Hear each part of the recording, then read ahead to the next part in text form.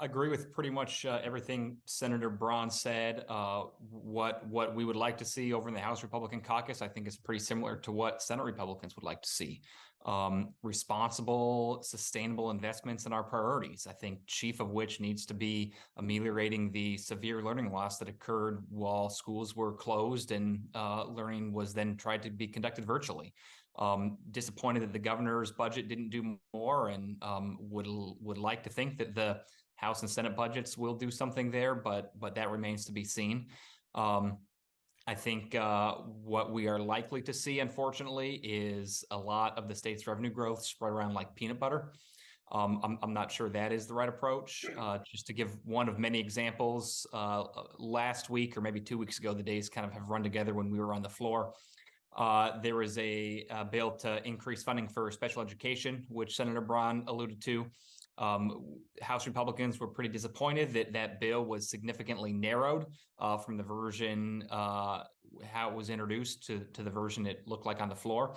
We had an amendment to significantly increase the amount of funding and also provide some new services to improve the effectiveness of that funding. House Republicans spent at least an hour debating that and talking about why it was important to fully fund special education. Unfortunately, the chair of the House Appropriations Committee said that they couldn't increase special ed funding because there were so many other priorities of government. And that's not to demean the other things that the budget needs to fund, but none of those other things are the state's paramount duty. So I would like to see us return to a situation where we are funding education first, and then looking to see what other needs exist.